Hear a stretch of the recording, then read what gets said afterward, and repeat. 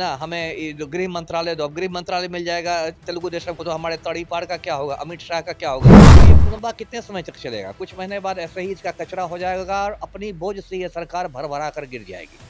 तब इंडिया गठबंधन आ सकता है कि ठीक है, ये सरकार गिर गई, तब हम विकल्प दे रहे हैं। तो आपको घबराहट है कि हो सकता है भाजपा संसदीय दल की बैठक में आपको चुनौती मिल जाए, हो सकता है नितिन गडकरी ताल ठोक दे, तो कहीं ना कहीं मोदी में असुरक्षा की भावना आ गई है ना। 56 इंच का सीना है, 56 इंच का सीना है। अब इधर तो कुछ महीने से खुद को अवतारी पुरुष जैसा बताने लगा था, बड़े बड़े पूंजीपति घरानों की मदद की, जिससे किसान आंदोलन को कुचलवाया, युवाओं के साथ मजाक किया, हुकूमत से कहीं दूर। और ये हालत हो गई है कि अब नरेंद्र मोदी को गौतम अडानी सॉरी ये चंद्रबाबू नायडू के जूते साफ करने पड़े, क्योंकि मोदी का तो मतलब मनमौजी लाल वाला इसका तो नेचर है ना कि जो मर्जी होगी वो करेंगे, है ना। कह रहा है कि हम अभी पलटू राम के बारे में खबर है कि रेल मंत्रालय पर नजर है, उनकी वित्त मंत्रालय पर नजर है। अब चिराग बाबू चाह रहे हैं, इनके भी 5 सांसद हैं, कि रेल मंत्रालय नमस्कार, आप देख रहे हैं NBC 24 और मैं हूं आप सभी के साथ ब्रह्मचारी आशीष। और जैसे ही चुनाव के नतीजे आए उसके बाद सरकार बनाने की कवायद तेज हो चुकी है। आपको बताते चलें कि एक तरफ दिल्ली में जहां NDA की बैठक हुई तो वहीं दूसरी ओर इंडिया गठबंधन की भी बैठक हुई है।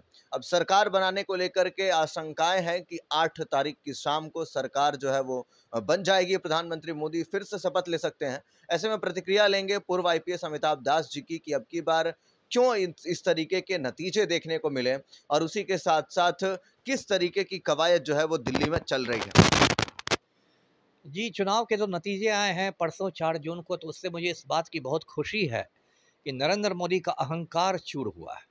इस नरेंद्र मोदी में इतना ज़्यादा अहंकार हो गया था कि अब तक जो अहंकार का वर्ल्ड रिकॉर्ड था वो रावण के नाम पर था। रावण के अहंकार की दुनिया भर में चर्चा होती थी, जैसा हम लोग अपनी दादी नानी से किस्से सुनते थे।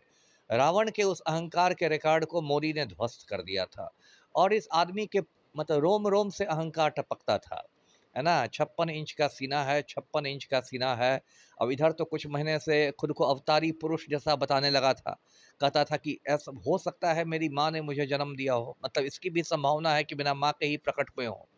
तो इसका अहंकार चरम सीमा पर था। और जिस तरह से इसने विपक्षी पार्टियों को कुचलने की कोशिश की, ईडी का दुरुपयोग करके, सीबीआई को दुरुपयोग करके, जिससे बड़े बड़े पूंजीपति घरानों की मदद की, जिससे किसान आंदोलन को कुचलवाया, युवाओं के साथ मजाक किया, और इसके बावजूद इतना अहंकार था कि कहता था अब की बार 400 पार, अब की बार 400 पार। तो जनता ने इसको मतलब धरातल पर ला दिया है। यदि बिहार की भाषा में कहे तो जनता ने मोदी का बुखार छुड़ा दिया। अब ये हालत है भाजपा की कि 62 सीटों का नुकसान हुआ है पिछले चुनाव के मुकाबले। पिछले चुनाव में 303 सीटें भाजपा को मिली थी, अपने दम पर बहुमत था, और इस चुनाव में भाजपा 241 सीटों पर पहुंच गई है, बहुमत से कहीं दूर। और ये हालत हो गई है कि अब नरेंद्र मोदी को गौतम अडानी सॉरी ये चंद्रबाबू नायडू के जूते साफ करने पड़ रहे हैं, क्योंकि चंद्रबाबू नायडू और नीतीश कुमार का यदि साथ नहीं मिलेगा तो ये प्रधानमंत्री बन ही नहीं सकेंगे। और चंद्रबाबू नायडू और पलटू राम दोनों ने दबाव बनाया हुआ है, किसी को स्पीकर का पद चाहिए, किसी को रक्षा मंत्रालय चाहिए, किसी को रेल मंत्रालय चाहिए, किसी को गृह मंत्रालय चाहिए, कोई अपना वित्त मंत्रालय खोज रहा है। तो मोदी की तो समझिए मतलब मिट्टी पलीद हो गई है। वही जी वही वही मैं कह रहा था अमिताभ दास जी की किसी को अध्यक्ष पद चाहिए तो किसी को रेल मंत्रालय, किसी को वित्त। तो ऐसी स्थिति में क्या संभावनाएं दिख रही हैं अब सरकार वही ना, देखिए, ये पहली बार मोदी का जो पूरा राजनीतिक करियर है, ये पहली बार ऐसा हुआ है कि उसको वो मिली जुली सरकार चलाएगा। वो 3 बार गुजरात का मुख्यमंत्री रहा, लेकिन पूर्ण बहुमत के साथ, और 2 बार प्रधानमंत्री भी रहा तो पूर्ण बहुमत के साथ। ये पहला मौका होगा जब उसको मिली जुली सरकार चलाना पड़ेगा, जब उसको दूसरी पार्टियों पर आश्रित रहना पड़ेगा। और ये मोदी जैसे अहंकारी व्यक्ति के लिए बहुत मतलब कठिन चुनौती है, क्योंकि मोदी का तो मतलब मनमौजी लाल वाला इसका तो नेचर है ना कि जो मर्जी होगी वो करेंगे, है ना। एक वो अहम द्वितीयो नास्ति वाला इसका है कि बस मैं ही हूँ, दूसरा कौन है। और ऐसे आदमी को देखिए, अब जितना अब जो खबरें आ रही, चंद्रबाबू नायडू कह रहे हैं कि स्पीकर तेलुगु देशम को दो, है ना, हमें ये जो गृह मंत्रालय दो, अब गृह मंत्रालय मिल जाएगा तेलुगु देशम को, तो हमारे तड़ीपार का क्या होगा, अमित शाह का क्या होगा, रंगा बिल्ला की जोड़ी टूट जाएगी जो मोदी और शाह मिलकर देश चला रहे थे। और कह रहा है कि हम अभी पलटू राम के बारे में खबर है कि रेल मंत्रालय पर नजर है, उनकी वित्त मंत्रालय पर नजर है। अब चिराग बाबू चाह रहे हैं, इनके भी 5 सांसद हैं, कि रेल मंत्रालय मुझे मिल जाए। आज पिताजी भी पहले रेल मंत्री पिताजी भी थे, तो खानदानी परंपरा है।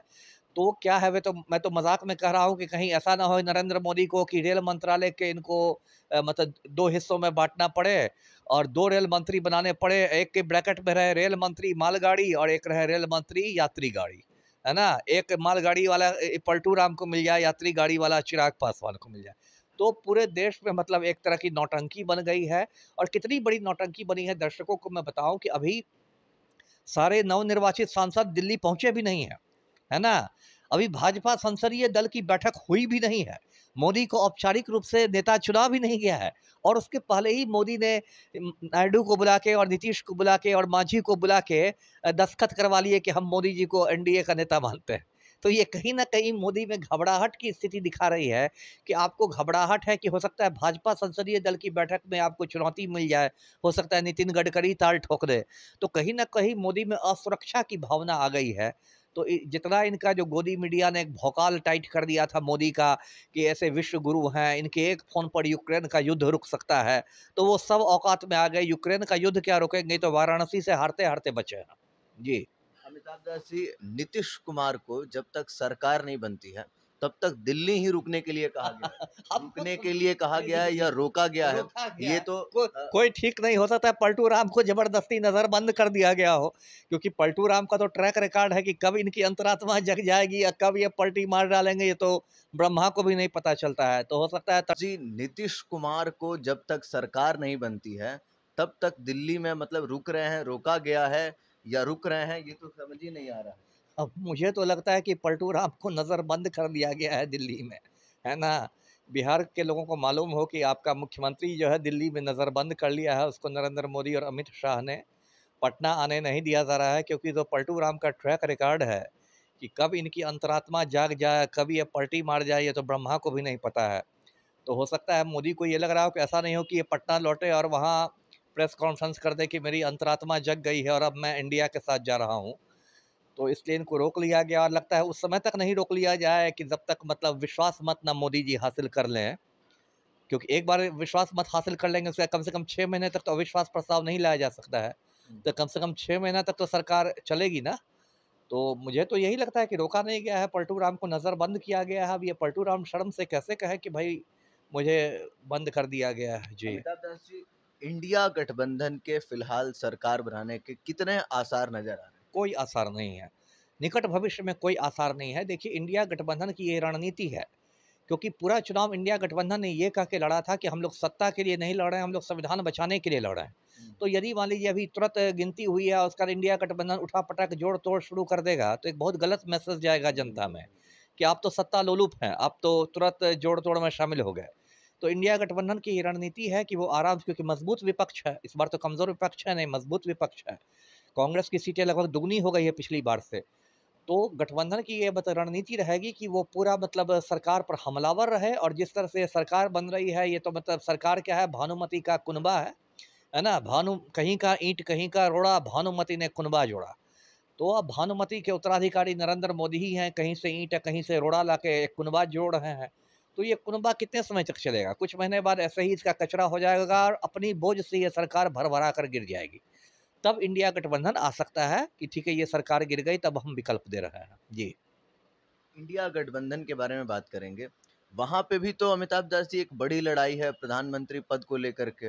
राहुल गांधी दावा कर सकते हैं मेरी सबसे ज्यादा भागीदारी मैं, अखिलेश यादव कह सकते हैं सबसे बेहतर प्रदर्शन हमने किया, ममता बनर्जी का तो वो दिख ही रहा था शुरू से ही। नहीं नहीं, उसमें कोई देखिए कोई नहीं है, लड़ाई की बात ही नहीं है। मैं पहले से भी चैनलों पर कहता रहा हूँ, इंडिया गठबंधन जब भी प्रधानमंत्री प्रोजेक्ट करेगा तो वो मल्लिकार्जुन खड़गे को करेगा। इसकी वजह मैं बताता हूँ। एक तो इंडिया गठबंधन का सबसे बड़ा घटक दल कांग्रेस है ना, पहली बात। दूसरी बात की, मल्लिकार्जुन खड़गे राष्ट्रीय अध्यक्ष हैं भी कांग्रेस के। तीसरी बात यह है कि मतलब वो दलित समुदाय से आते हैं, तो आज तक देश में कोई दलित प्रधानमंत्री नहीं बना है। तो एक मोदी जी तो है, दलित नहीं है, पिछड़ी जाति के हैं। दलित कहते हैं अनुसूचित जाति को, मोदी जी दलित नहीं पिछड़ी जाति के हैं। दलित का मतलब अनुसूचित जाति होता है, इसको शेड्यूल्ड कास्ट कहते हैं। तो आज तक इस देश में कोई दलित प्रधानमंत्री नहीं बना है।